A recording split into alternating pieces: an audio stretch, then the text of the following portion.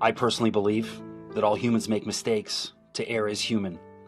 However, when it comes to your job, if you made numerous mistakes week after week over the course of 1 year, would you expect to keep your job? Over the past 16 months, Canada's Chief Public Health Officer, Theresa Tam, has made numerous miscalculations and mistakes that have affected the lives and livelihood of every man, woman, and child across Canada. Schools have been closed, businesses have been lost, and millions of Canadians, both young and old, are left in despair. Putting a mask on an asymptomatic person is not beneficial, obviously, if you're not infected. To improve the level of protection that can be provided by non-medical masks or face coverings, we are recommending that you consider a 3-layer non-medical mask, which includes a middle filter layer. Have you ever sat down and really listened to someone speak? I mean, really listen. Have you ever sat down and listened to every word someone says and analyzed exactly why they're saying that? Well, this past week I did just that. I sat down and watched and analyzed over 50 hours of footage of Canada's Chief Public Health Officer, Theresa Tam. I took an in-depth look at exactly what it is she says at these press conferences, why she's saying that, what type of language and descriptive words and phrases is she using, how has her messaging and delivery changed from March of 2020 until May of 2021. Here are just a few of the things I discovered while watching over 50 hours of footage of Tam. In the beginning, Tam was very clear and concise in her messaging. She appeared confident and self-assured, with the ability to hammer home the importance of her messaging. So Canada, let's do all we can to stop the spread of COVID-19 together right now. However, over the past 6 months, Tam has become incoherent and nonsensical. She appears completely lost, with even the most simple questions bewildering her. Her answers to the media over the past few months remind me of something else I've seen before. I personally believe that U.S. Americans are unable to do so because some people out there in our nation don't have maps, and I believe that our education, like such as in South Africa and the Iraq, everywhere like such as, and that response looks and sounds eerily to what we've heard from Tam in recent months. For any extensions of that interval. So I think that's really key, because then you can actually assess the vaccine efficacy or vaccine effectiveness really in real time, and share that with others. That's really key. But so I think there's thrombotic phenomenon that may be different, that needs to still be unpacked scientifically. But one other vaccine of interest to Canadians where changes is... One of the things I've learned is that whenever Tam gets lost with answering a question, then she simply goes back to the same 4 or 5 scripted talking points you hear from every politician and medical official in every press conference all over the world. For now, we must all continue to follow local public health advice and maintain individual protective practices that will keep us safe along the path ahead. Everyone needs to follow local public health advice and reduce non-essential activities and outings to a minimum. Another thing I've discovered watching hours of footage is that each press conference is completely scripted from beginning to end. Having been involved with many press conferences over my career, it struck me as very odd how many of Tam's press conferences are conducted.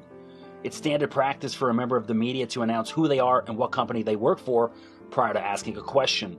Many of the questions being asked are from anonymous members of the media, what they call the Canadian press, and each one of their questions is worse than the next.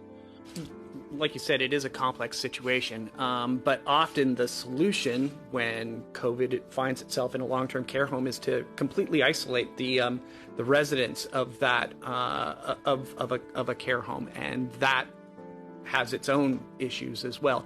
It really seems like a sort of hammer on a nail kind of solution. Are there any more?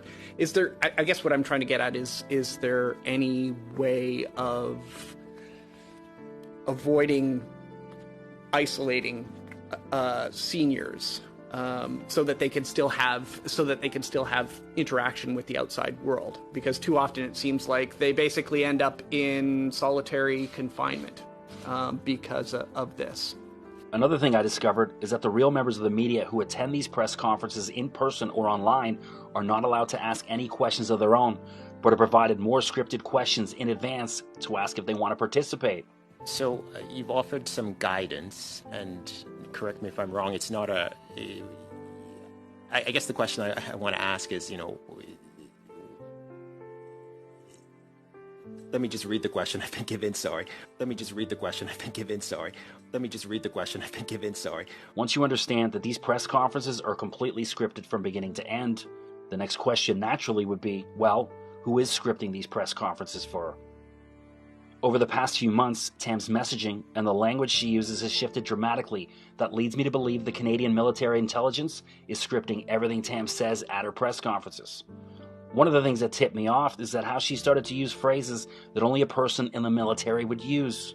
As well as deploying all safe and effective vaccines in optimal ways. In addition, our partnership with Major General Fortin and the Canadian Armed Forces has added significant expertise and experience. And of course, the Canadian Armed Forces has also made the observation, so we need to take all of that into account. Never in my life have I said the phrase, hey, let's get the kids in the car and deploy to hockey practice. It's just not how civilians speak. That's military language. Another thing I've noticed from Tam of late is that there hasn't been any in-person press conferences for months. She only appears via Zoom in some dimly lit room in an undisclosed location. Now is not the time to be hiding away from the Canadian public. Another thing of note over the past year is that I can't recall Tam ever answering a single question with a simple yes or no. Her press conferences are an endless cycle of catchphrases and doublespeak, which is an easy telltale sign that someone is lying to you or trying to deceive you. What changes is what is happening with COVID-19 in your area.